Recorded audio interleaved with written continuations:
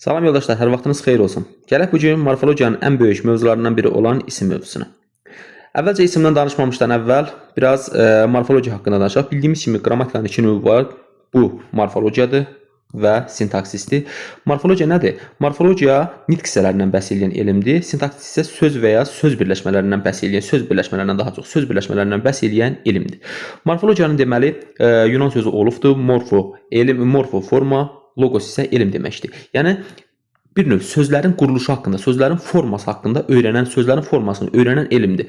Bu terminə eyni zamanda siz coğrafiyada, biologiyada və s. kimi elmlərdə rast gələ bilərsiniz və ümumi bir termindir. Nitq hissələri də neçə yerə bölünəcək? 2 yerə bölünəcək. Biri var köməkçi nitq, əsas nitq hissələri, biri isə köməkçi nitq hissələri.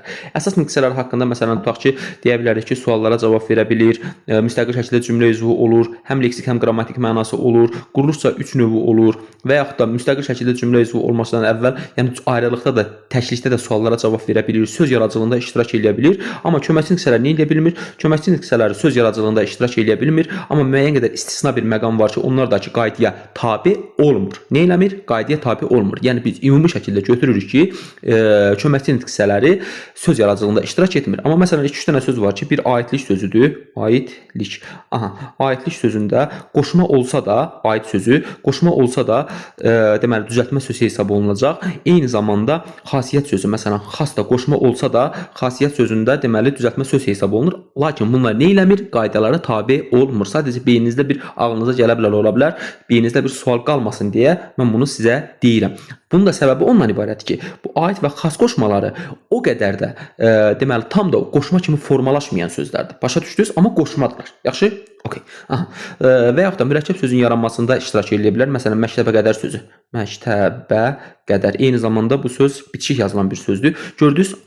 Nədir? Mürəkkəb sözün yaranmasında iştirak etdi. Amma söz yaradıcılığında köməkçi nitq hissələri ümumi şəkildə söz yaradıcılığında iştirak eləyirmi? Xeyr, eləmir. Başa düşdünüz? Kapiş? Oldu. Daha sonra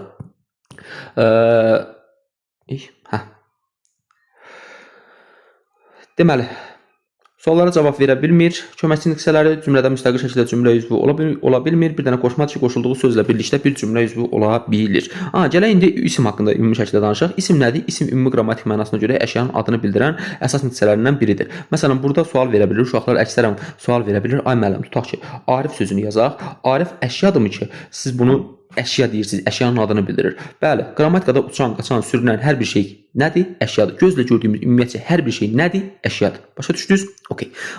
İsmin deməli hansı sualları var? Kim, nə və hara sualları var. Hara. Hara sualları var. Kim sualına nə zaman cavab verəcək? Tutaq ki, daha çox canlı olan, məsələn, insan anlayışı, xüsusi isimlərdə insan anlayışı olanda, məsələn, tutaq ki, hər dəfə Anar Davud deyə, Arif deməyək, bir dəfə də Davud deyək. Davud. Məsələn, nədir? Gördünüz? Xüsusi isimdir və insan anlayışı bildirir. Bu kim sualına cavab verəcək? Və yaxud da metonimiya var ədəbiyyatda, bədii təsvir ifadə vasitəsi kimi işlənən metonimiya var ki, məsələn, tutaq ki, nə edir? Tutaq ki, hər hansı bir söz metonimiya kimi işləndikdə o kim sualına cavab verə bilir. Məsələn, metonimiya nədir? Ad dəyişmə deməkdir də. Tutaq ki, deyirəm ki, şəhər susur. Şəhər susur.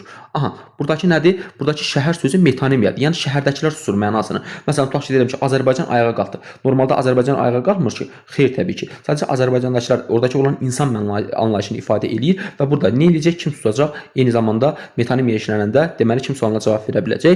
Nə sualına cavab verəndə daha çox cansız yaşayan, məsələn, tutaq ki, kitab aldım, dəftər aldım və yaxud da kitab çırıldı, dəftər çırıldı. Bu kimi suallara, bu kimi sözlərdə isim nə eləyəcək?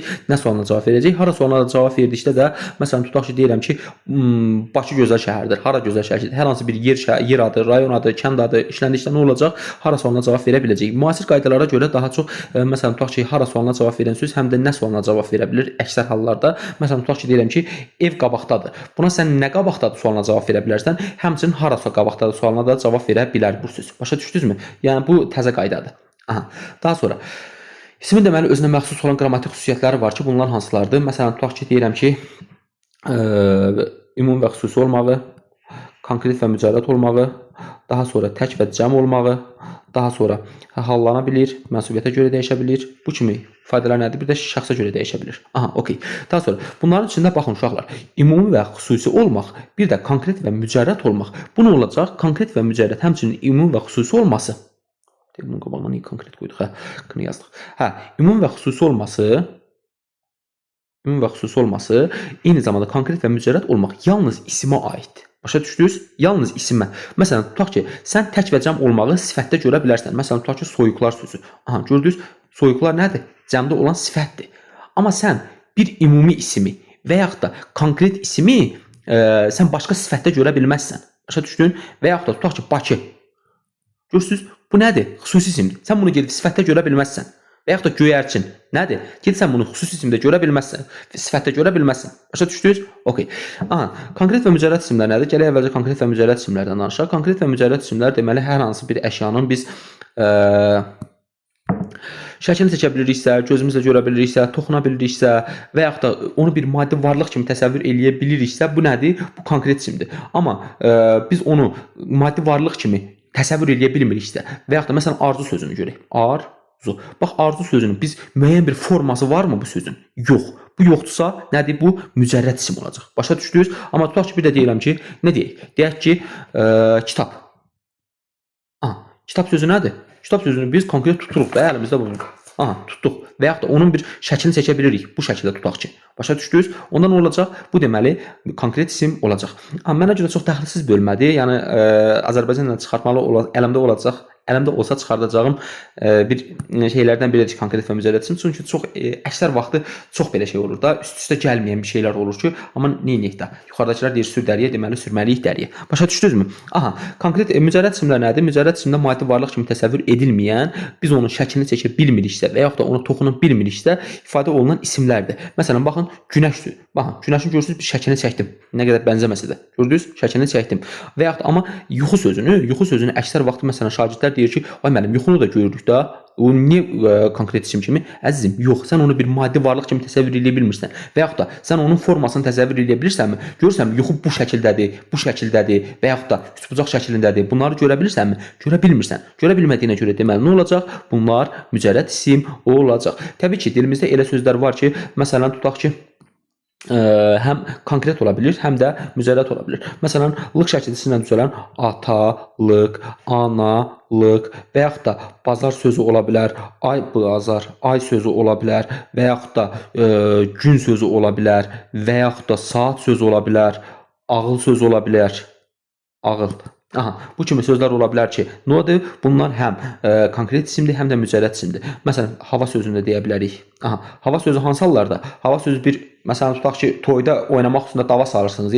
Ay, nə bilim, dinara, nə bilim, ləzginka filan. Bax, bunlar nədir? Bu deməli nə olacaq? Bu mücərrəd isim olacaq bu mövqeyində. Amma hava, uduruq, oksigen. Bax, əlinizi belə yelləyin, görürsünüz, havaya əliniz dəyir də. Deməli, bu nə olacaq? Bu konkret isim olacaq. Ağıl sözü insanın ağlı mənasında mücərrəd və yaxud da qoyunun ağlı, yəni qoyun salınan yer mənasını ifadə eləsə, mal qoyun salınan yer mənasını ifadə eləsə, o zaman nə olacaq? Konkret isim olacaq. Saat, qolumuzdakı saat mənasında konkret, amma tutaq ki, normalda günün neçənci saatı desək, bu nə olacaq? Mücərrəd olacaq. Gün sözü, məsələn, bazardır, birinci gündür, ikinci gündür, bu zaman mücərrəd olacaq. Amma gün, günəş mənasını ifadə eləyərsə, konkret olacaq. Ay sözü, göydə olan planet mənasında ay olanda konkret olacaq. Çünki onun şəklini çəkə bilirik, toxuna bilməsək də onu bir maddi varlıq kimi təsəvvür edə bilirik. Amma ay, yanvar, fevral görürsünüz, sən bunu bir maddi varlıq kimi təsəvvür edə bilmirsən. Bu zaman nə olacaq? Bu zaman deməli mücərrəd isim olacaq. Bazar. Məsələn, tutaq ki, Şəmkirdə var səbət bazarı. Səbət bazarı nədir? Konkret isimdir. Və yaxud da həftənin bazar günləri deyəndə mücərrəd isimdir. Analıq, atalıq, bacılıq, qardaşlıq bu kimi his mənasını ifadə eləyərsə, məsələn, analıq hissi, atalıq hissi, bunlar deməli his mənası ifadə olarsa, məsələn, tutaq ki, deyirlər, analıq kimi analıq hissi tutaq ki, güclüdür. Bu zaman nə olacaq? Bu zaman mücərrəd isim olacaq. Amma tutaq ki, analıq, indi Allah eləməsin də, kimisə tutaq ki, atası rəhmətə gedir və yaxud da anası rəhmətə gedir, başqa bir də üzr istəyirəm ifadəmə görə başqa bir ailə həyatı qurarsa, bu zaman həmin o insanı biz canlı görürük və yaxud da onu bir müaddi varlıq kimi ifadə eləyə biliriksə, bu zaman nə olacaq? Konkret isim olacaq. Daha sonra ümumi və xüsusi isimlər nədir? Ümumi və xüsusi isimlərdə bir növ eyni cinsli əşyaları fərqləndirmək üçün istifadə olunan isimlər xüsusi isimlərdir. Amma müxtəlif cinsli eyni cinsli əşyaların adını bildirən isimlər isə ümumi isimlərdir. Eyni cinsli əşyaların adını fərqləndirmək üçün istifadə olunan isimlər xüsusi isimlərdir. Baxın, eyni cinsli əşyaların adını fərqləndirmək üçün. Məsələn, tutaq ki, eyni cinsli əşyalar deyəndə, məsələn, göyərçin deyək də. Göyərçin sözündə nədir? Göyərçin sözü nədir uşaqlar? bir ümumi bir isimdir. Başa düşdünüz? Ümumi bir isimdir. Amma biz onu xüsusiləşdiririk. Tutaq ki, nə deyək? Deyək ki, şəkilli göyərçin. Hə, tutaq ki, qara boyun. Uşaq vaxtı. Uşaqlı. Aha, qara boyun. Aha, qara boyun. Bu nədir? Tutaq ki, bu zaman göyərçin olarsa, buna ad qoyuruqsa, bu nə olacaq? Bu xüsusi isim olacaq və xüsusi isimlər biz məcburuq nə edək? Xüsusi isimlər biz məcburuq böyük hərflə yazaq. Daha sonra xüsusi isimlərin amonimliyi, sinonimliyi, antonimliyi olmur. Nə eləmir? Olmur. Məsələn, tutaq ki, arzu sözünü gətirək. Şagirdlərimiz gedib nə edir? Ay müəllim, bir tutaq ki, tutduğum arzudur, bir də bizim qonşudakı arzudur. Aha. Amonimdirmi? Xeyr. Çünki xüsusi isimlərin amonimliyi, sinonimliyi, antonimliyi olmur. Aha, məsələn, planet adları da ola bilər, xüsusi isimlərdir. Daha sonra yer adları, dəniz adları, insan adları və yaxud da hər hansı bir heyvana ad qoyursansa, məsələn, düratdır, bozatdır, qıratdır. Bunlar nədir? Bunlar deməli Nigardır, Koroğludur. Bunlar nə olacaq? Bunların hər biri xüsusi isim olacaq. Aha, daha sonra ümumi isimlər nədir? Ümumi isimlər eyni cinsli əşyaların adını bildirən. Eyni cinsli əşyaların adını bildirmək nədir? Tutaq ki, eyni cinsli əşyaların adını bildirmək nədir? Məsələn, tutaq ki, it. İt nədir? Dünyada milyonlarla it var da. Amma sən buna bir dənə toplan desən, bu zaman nə olacaq? Bu zaman deməli, bu xüsusi isim olacaq. Başa düşdünüz? Aha. Burada yəni elə bir ciddi bir məqam yoxdur. Yəni nəsə bir çaşılacaq bir məqam yoxdur. Bunlar daha sonra tək və cəm isimlər. Tək və cəm isimlər nədir? Tək və cəm isimlər isə bax məsələn tutaq ki, tək cəm isimlər deyək də. Aha, cəm isimlər nədir? Cəm isimlər bir əşyanın çoxluğunu ifadə etmək üçün istifadə olunan isimlərdir. Və bunun konkret bir göstəricisi var, cəm isimlərin göstəricisi. Lar şəkilcisidir. Lar şəkilcisi iki yerə bölünür. Bir tutaq ki, şəxs xəbərli şəkilcisi kimi, bir də cəm şəkilcisi kimi. Əgər bu şəxs xəbərli şəkilcisi də hər zaman feil olacaq. Məsələn, tutaq ki, deyirəm ki, onlar gəldilər. Gəldilər. Aha. Nə eləyəcək? Bax, nə etdilər? Gəldilər. Görürsüz? Larlər nə olur? Xəbər olur. Amma cəm şəkilcisi ifadə eləyərkən, məsələn, bir əşyanın çoxluğunu ifadə edir. Tutaq ki, deyirəm ki, qələm. Aha, gördünüz? Bir dənə qələm ifadə olunur. Amma bir dənə olacaq? Qələmlər. Qələmlər. Bu zaman nə olacaq? Bu zaman da cəm isim olacaq. Yəni qələmin birdən çox olduğunu ifadə eləyə bilər. Ümumiyyətcə Azərbaycan dilində yadınızda saxlayın ki, uşaqlar iki cür cəmlik var. Biri var məzmun cəhətdən cəmlik, biri var qrammatik cəhətdən cəmlik. Məzmun cəhətdən cəmlik nədir? Qrammatik cəhətdən cəmlik nədir? Məzmun cəhətdən cəmlik toplu isimlərdir. Və yaxud da məzmun cəhətdən cəmlik məsələn şəxs xəbəri şəkilçisində işlədirik. Iq şəkilçisi. Tutaq ki, deyirəm ki, biz müəllimik. M-ü-əl-l-im. Aha, bu nədir? Bu məzmun cəhətdən cəmlikdir. Və yaxud da tuturam deyirəm ki, ilxı. Bax, ilxı. Toplu isim. Bu nədir? Məzmun cəhətdən cəmlikdir. Yəni bunun məzmununda cəmlik var. Əslində buradakı müəllimlik sözü, bax buradakı cəm isim deyil. Başa düşdünüz? Sadəcə mübtədəyə görə cəmdə işlənir burada. Başa düşdünüz? Biz müəllimik. Görsən, bizə görə bu müəllim sözü nə edir? Cəmdə olduğunu ifadə edir. Amma cəm deyil. Başa düşdünüz? Nə deyir? Cəm isim deyil bu söz. Sadəcə şəxsə görə cəmdir. Başa düşdünüz? Amma bax ilxı sözü görsən atların toplu olduğu yerdir. Amma cəm isim deyil. Başa düşdünüz? Cəm ismi bir dənə biz harda görürük? Bax lar üstü iki şəkilçisi işlənərsə. Başa düşdünüz? Nə eləyir? Lar üstü iki şəkilçisi işlənərsə biz cəm isim olduğunu görürük. Qutardı. Məsələn tutaq ki, deyirəm ki, adamlar. Adamlar. Aha, nə olacaq? Cəm isim olacaq. Çünki nəyi var? Bunun ları var. Başa düşdünüz? Aha. Qrammatik cəhətdən cəmlik lar şəkilçisi olandır. Belə yadda saxlayın ki, lar şəkilçisi qrammatik şəkilçisidir və qrammatik şəkilçisidə olan nə olacaq? Qrammatik cəmlik olacaq. Qrammatik cəhətdən cəmlik deyəndə nə olur? Lar şəkilçisi işlənən yerdir. Məsələn, tutaq ki, odunlar. Odunlar. Nə olacaq? Odunlar sözü qrammatik cəhətdən cəmlikdir. Məzmun cəhətdən cəmlik deyəndə nə olur? Məzmun cəhətdən cəmlik deyəndə isə toplu isimləri götürürük. Məsələn, ilxı sözü, ordu sözü. Ordu.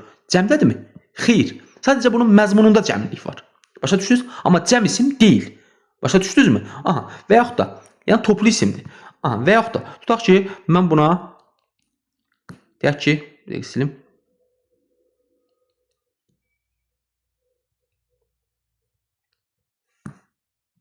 İlxılar.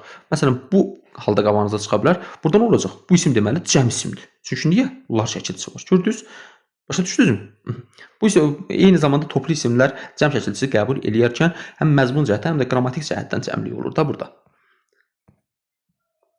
Daha sonra, uşaqlar, məsələn, testlərə belə bir sual düşə bilər. Hansı halda toplu isim olmaz? Toplu isim nə zaman toplu isimdən çıxır? Toplu isim əgər leksik şəkilçi qəbul eləyərsə, bu zaman toplu isim olmaqdan çıxır. Məsələn, ilxı sözündə ilxı. Aha, mən buna bir ç şəkilçi qoşsam, ilxı sözündən ilxıçı. Bu zaman nə olacaq? Toplu isimlikdən artıq bu çıxacaq. Çünki ilxı atların toplusu mənasını ifadə edir. Və yaxud da naxırçı. Naxır sözü nədir? Naxır sözü indi kənd uşaqlarıyıq da, indi kənd uşaqları bilir. Naxır sözü o mal sürüsünün toplu olduğu halda olan bir sürüdür. Amma sən buna naxırçı deyəndə isə o artıq adam olur. Başa düşdünüz? Naxırı oturan adam olur. İlxını oturan adam olur. Başa düşdünüzmü? Aha, bu zaman deməli nə eləyəcək? Toplu isimdən çıxacaq. Dilimizdə elə sözlər var ki, həm toplu isim olur, həm də ki, məsələn tutaq ki, adi bir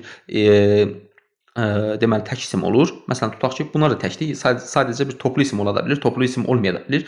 Məsələn tutaq ki, deyirəm ki, el sözü var, sinif sözü var, kütlə sözü var.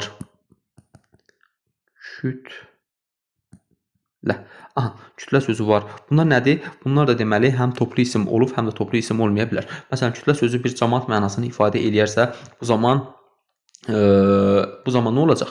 Bu zaman tutaq ki, cəmaət mənasını ifadə eləyərsə, toplu isim olacaq. Bir də kütləçi ismin çeşitli mənasını ifadə eləyərsə, bu zaman nə olacaq? Tək isim, yəni toplu olmayan isim olacaq. Yəni bu yenə deyirəm, amma yenə təkdirlər bunlar. Bax, sinif sözüdür, kütlə sözüdür, yenə də təkdirlər. Sadəcə bunun məzmununda cəmlik var. Sən bunu amma tək isim kimi götürəcəksən. Başa düşdün? Sinif sözü məsələn bir hər hansı bir sürünənlər sinifini, məsələn biologiyada bir sinif seçmisiniz də, o nədir? O deməli toplu isimdir, amma tutaq ki, sinif girdiyimiz sinif mənasını ifadə eləyərsə, bu zaman bu nə olacaq? Bu toplu olmayan isim kimi istifadə oluna biləcək. Ola bilər ki, bəzi hallarda isimlər var ki, onlar cəmlənə bilmir. Sadəcə müəyyən şəkilçilərə görə cəmlənə bilmir. Məsələn, lıq şəkilçisi ilə olan müəllimlikdir, həkimlikdir. Bu kimi sözlər cəmlənə bilməyən sözlərdir. Məsələn, həkimliklər deyə bilmirsən, müəllimliklər deyə bilmirsən. Eyni zamanda bunlar nə olacaq? Bunlar mücərrəd isim olacaq. Bax, lik. Müəllimlik sözüdür, həkimlik sözüdür. Eləcə gözəllik sözü olsun. Gözəllik sözü. Gözəllik sözü mücərrəd isimdir. Ay müəllim, biz gözəllik görürük axı. Xeyr əzizim, sən onu görmürsən. Sən onu müəyyən bir aspektlərinə əsasən görmürsən. Bunun dolğusuna mı gözəldir, gözəldir, bu şellakına görə mi gözəldir, bunun kellakına görə mi gözəldir? Başa düşdünüz? Onları siz görmürsünüz. Ona görə də nə olacaq? Mücərrəd isim olacaq. Başa düşdünüz? Müəllimlik sözü. Sən müəllimliyi görmürsən. Sən müəllimini görürsən. Başa düşdün? Ona görə nə eləyəcək? Ona görə deməli konkret isim olmayacaq həmçinin. Eyni zamanda nə eləməyəcək? Eyni zamanda cəmlənə bilməyəcək. Amma məsələn toplu isimlər də cəmlənə bilər. Məsələn tutaq ki, deyirəm ki, ordu sözü ordular ola bilər. Amma elə toplu isim var ki, cəmlənə bilmir. Məsələn cəmaətdir, əhali, cəmaətdir, daha sonra ictimaiyyətdir. Bunlar nə eləyə bilmir? Bunlar deməli cəmiyyətdir. Bunlar deməli nə eləyə bilmir? Bunlar deməli cəmlənə bilmir. Daha sonra gələk isimin quruluşuna. Çünki məsələn isim çox böyük bölmə olduğuna görə onu hamısını bir dəfəyə bir videoya yerləşdirmək çox çətin olduğuna görə mən onu yarı-yarı bölürəm. İndi gələk isimin quruluşuna uşaqlar. İsimin quruluşda 3 növ var. 1 sadə isimlər. 2 düzəltmə. 3 mürəkkəb isim. Nə qədər düzəltmə sözü yazdım. Əslində mən yaxşı yazıram. Lüfəpsi yazıram. 1 sadə, 2 düzəltmə, 3 mürəkkəb. Sadə isimlər nədir? Sadə isimlər kökdən və yaxud da kök, qrammatik, sonsuz şəkildə qrammatik ola bilər və yaxud da kök, qrammatik ola bilər. Bu şəkildə ola bilər. Yəni tərkibində leksik şəkilçi olmayan sözdür. Məsələn tutaq ki, parta və yaxud da partalar. İndiyəcək. Məsələn tutaq gördünüz, sadə isimdir. Bir də uşaqlar onu deyim ki, keçək biraz əvvələ. Məsələn, elə sözlər var ki, şəkilçi qəbul eləyəndə xüsusi isimlikdən çıxır. Məsələn, tutaq ki, Bakı sözünü deyək. Bakı sözündə görürsünüz, Bakı sözü isim deyil artıq. Çünki niyə? Bax, Bakı şəkilçisi qəbul eləyibdir. Bakı şəkilçisi də sifət düzəldən şəkilçisidir. Amma Bakı şəkilçisinin belə bir xüsusiyyəti var ki, əgər Bakı şəkilçisi xüsusi ismə qoşulursa, bu zaman xüsusi isim nə eləyəcək? Xüsusi isim böyük hərflə yazıla bilər. Məsələn, tutaq ki, Arifdəki. dəki. Arifdəki sözü gördünüz? Bax, arif sözü nədir? Xüsusi isimdir. Bu dəki şəkilçisi, daki şəkilçisi qəbul eləyirsə, bu zaman nə olacaq? Bu zaman yenə də böyük hərflə yazılacaq. Amma isim mi olacaq? Xeyr. Çünki daki şəkilçisi isim düzəldən şəkilçisidir. Amma məsələn, l şəkilçisi var və yaxud da şunas şəkilçisi var. Bu zaman nə olacaq? Şunas şəkilçisidir, l şəkilçisidir. Bunlar qoşulduğu xüsusi ismi nə eləyəcək? Kiçik yazılmağa, kiçik hərflə yazılmağa məcbur eləyəcək. Məsələn, tutaq ki, deyirəm ki, məsələn, deyək ki, Nizami şunas. Nizami şunas. Necə yazılacaq? Baxın, kiçik hərflə yazılacaq. Məsələn, Füzuli şunas, Sabir şunas. Nə eləyəcək? Kiçik hərflə yazılacaq. Məsələn, tutaq ki, Azərbaycan sözü var. Azərbaycan. Aha, Azərbaycan sözü var. Bir də deyirəm ki, tutaq ki, Azərbaycanlı. Sən buna l şəkilçisi qoşsan, nə eləyəcək? Artıq buradakı Azərbaycanlı sözü A hərfi nə eləyəcək? Kiçik hərflə yazılacaq. Başa düşdünüz? Bu da hardasa bir məqam kimi, qeyd kimi bunu da götürün. Çünki hər hansı bir yerdə qarşınıza çıxa bilər. Daki şəkilçisi deməli sözün xüsusi ismə qoşulanda söz böyük hərflə yazılacaq, amma digər şəkilçilər qoşulanda nə eləyəcək? Söz deməli kiçik hərflə yazılacaq. Məsələn, Azərbaycanlıdır, şəkilidir. Gördünüz? Bunlar nə eləyəcək? Bunlar şəmkirlidir. Bunlar nə eləyəcək? Bunlar kiçik hərflə yazılacaq. Aha. Gələk indi sadə isimlər dedik ki, məsələn, bir kök və kök qrammatik şəkilsindən ibarət olan sözlərə sadə isimlər deyilir. Düzəltmə isimlərində iki yerə bölünür. Biri isimdən düzələn isimlər var, adlardan düzələn isimlər var, daha sonra bir də feillərdən düzələn isimlər var. Mürəkkəb isimlər də nədir? Mürəkkəb isimlərdə müxtəlif sözlərin yaranmasından əmələ gələ bilər. Məsələn, və yaxud da biri ayrılıqda işlənə bilməyib, digəri ayrılıqda işlənə bilən sözlərin yaranmasından əmələ gələ bilər. Məsələn, çör-çöpdür, səs-səmirdir. Bu kimi sözlər nədir? Bunlar deməli, məsələn, çör sözü yoxdur da dilimizdə. Amma çör-çöp nədir? İsim əmələ gətiribdir. Yaxın mənalı sözlərin yaranmasından əmələ gələn və yaxud da deməli, ha bitişdiricisindən ifadə olunan sözlərə, məsələn, tutaq ki, deyirəm ki, qaçaqat sözü nədir? Qaçaqat sözü deməli isim gedir. Başa düşdünüz? Gələk indi bunların içərisində düzəltmə isim. Əslində burada düzəltmə isimli çətin bir məqam yoxdur. Sadəcə orada heç şəkilçiləri əzbərləməyə də ehtiyac yoxdur. Çünki bunu Azərbaycan dilində minlərlə şəkilçi var. Onun hər birini əzbərləyib, hər birini tutaq ki, beyinə yığmaq çətin bir prosesdir. Sadəcə onun müəyyən qədər sözlərdən istifadə olunur. Məsələn, l şəkilçisini sənə verəcək. Tutaq ki, deyər ki, isimdən isim düzəldən şəkilçidir və yaxud da feildən isim düzəldən şəkilçidir. O dəqiqə sən nə edirsən? Məsələn, tutaq ki, deyirəm ki, bir dənə feil götür, bax sözünü götür. Bir dənə tutaq ki, nə deyək? Deyək ki, kənd sözünü götür. Aha, bir dənə isim götür, bir dənə feil götür. Aha, bax sözünə sən bir dənə l şəkilçisi qoy. Baxlı sözü yoxdur, amma kəndli sözü var. Gördünüz nə olacaq? Kəndli sözü deməli isimdən isim düzəldən şəkilçi olacaq. Yəni adlardan isim düzəldən şəkilçi olacaq. Aha, daha sonra gələk bunların içərisində elə l şəkilçisindən danışmışkən l şəkilçisindən biraz danışaq. L şəkilçisi biraz şagirdlərin təxəyyülündə müəyyən qədər problem yaradan şəkilçidir. Çünki bu şəkilçi həm sifət düzəldə bilir, həm də isim düzəldə bilir. Aha, əgər yadınızda saxlayın uşaqlar. Əgər bir şəkilçi, l şəkilçisi, yəni l şəkilçisi bir olan mənasını ifadə eləyirsə və yaxud da sən onu sız şəkilçisi ilə əvəz eləyə bilirsənsə, bu zaman bu şəkilçi nə olacaq? Bu zaman bu şəkilçi isimdən, yəni ki, deməli, isimdən sifət düzəldən şəkilçi olacaq. Məsələn, tutaq ki, deyirəm ki, bax duzlu sözünü. Duzlu. Aha, duzlu sözünü bir də tutaq ki, nə? Məktəbli sözünü deyək. Məktəbli. Aha, gəlin bax bunları fərqləndirək. Duzlu və məktəbli sözləri görürsünüz uşaqlar. Bax duzlu. Sən bunu duzu olan deyə bilirsən? Deyə bilirsən. Elə? Aha, deməli bu nə olacaq? Sifət olacaq. Və yaxud da duzlu, duzsuz. Deyə bilirsən? Deyə bilirsən. Deməli bu nə olacaq? Bu deməli sifət olacaq.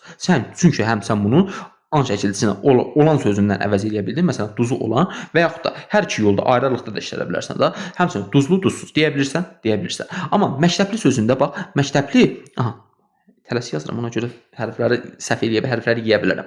Aha, məktəbli sözündə bax, məktəbli olan deyə bilirsən, deyə bilmirsən. Onda deməli nə olacaq? Ona deməli bu isim nə olacaq? İsim olacaq. Bu söz isim olacaq. Və yaxud da məktəbi olan deyə bilirsən? Xeyr. Çünki kimin məktəbi var ki? Yoxdur da.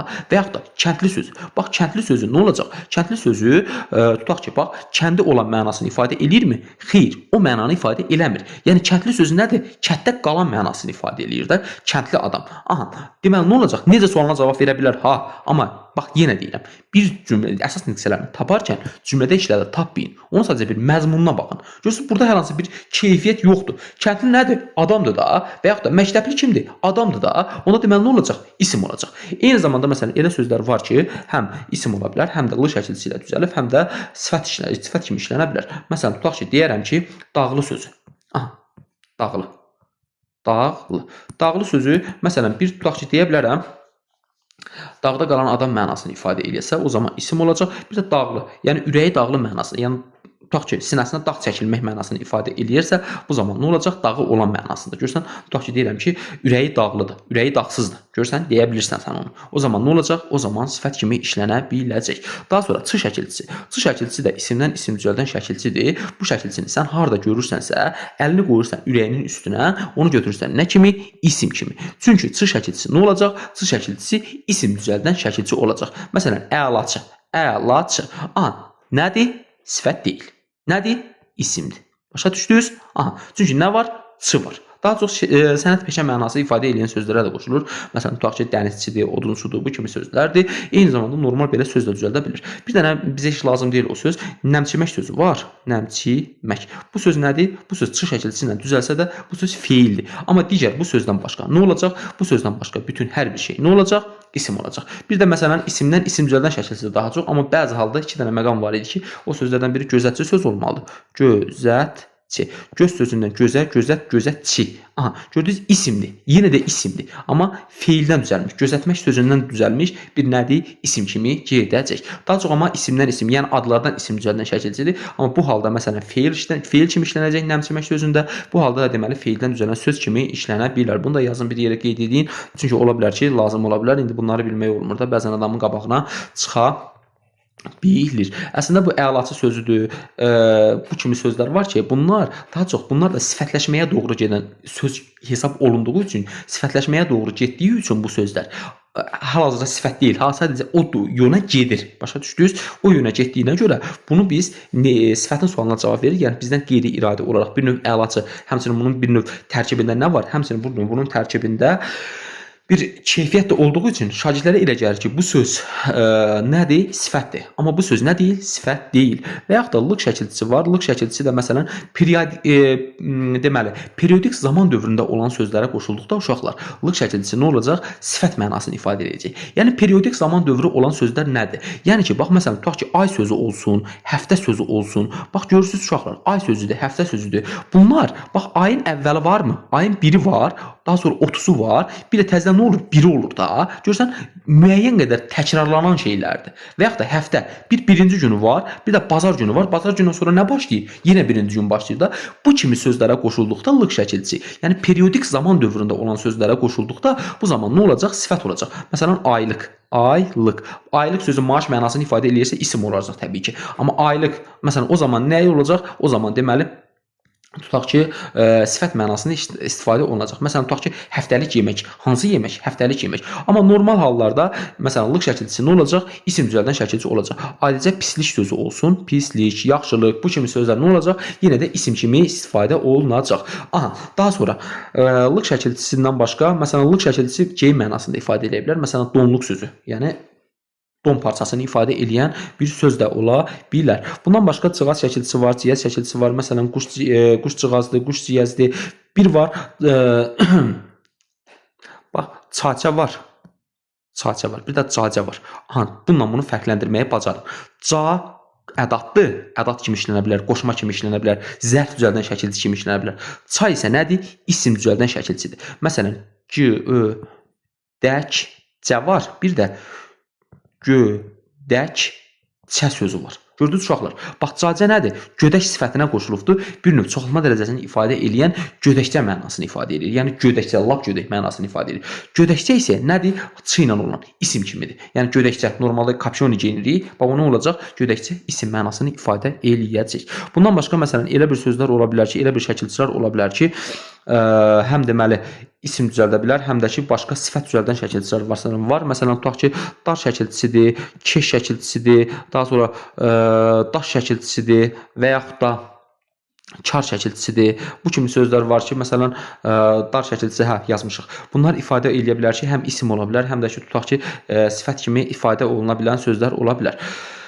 Məsələn, ıcı şəkilçisinin feildən isim düzəldən şəkilçisi olan ıcı şəkilçisi yadımızdan çıxmamışdır deyə elə. Icı şəkilçisi məsələn nə ola bilər? Həm sifət düzəldə bilər, həm də feildən sifət düzəldə bilər, həm də feildən isim düzəldə bilər. Məsələn, tutaq ki, alıcı sözündə. Alıcı söz. Alıcı. Alıcı sözündə normal yazaq.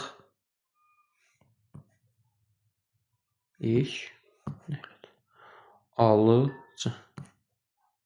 Alıcı. Nə qədər oxşamasa da, alıcı söz. Alıcı sözü nə ola bilər? Məsələn, alıcı quş mənasını ifadə eləyərsə, bu zaman nə olacaq? Yəni yırtıcı quş mənasını ifadə eləyəcək və bu zaman sifət olacaq. Amma alıcı, satıcı mənasını ifadə eləyərsə, bu zaman nə olacaq? İsim kimi işlənə bilər. Bunların içərisində siz qarışıq salmayın qırıcı sözünü. Qırıcı sözü sifətdir. Qırıcı. Qırıcı sözü nədir? Sifətdir. Yəni, göydə uçan təyyarə mənasını ifadə eləsə belə, qırıcı sözü nə olacaq? Sifət mənasını ifadə eləyə biləcək. Sifət olacaq bu söz. Bunu testlərə düşən sözlərdir və bunu çalışın bir növ yaddan çıxarmayın. Daha sonra dar şəkilçisi, məsələn, ambardar sözü, yəni müəyyən bir peşə mənasını ifadə eləyərsə, sənət mənasını ifadə eləyərsə, ambardar sözüdür, hökmdar sözüdür, hesabdar sözüdür. Bax, görürsünüz, müəyyən bir peşə var, müəyyən bir insan anlayışı var. Bu zaman nə olacaq? Bu zaman deməli isim kimi işlənəcək. Amma əməkdar sözü nədir? Əməkdar sözüdür, evdar sözüdür. Bunlar olacaq? Bunlar deməli sifət olacaq. Başa düşdünüz? Keş şəkilçisi. Məsələn, tutaq ki,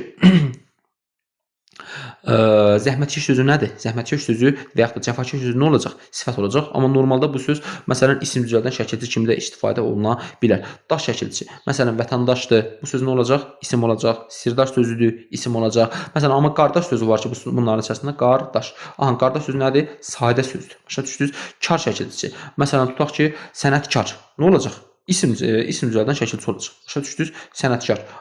Vətəndaş sözü nədir? İsim düzəldən şəkilçidir. Başa düşdünüz? Xana sözü.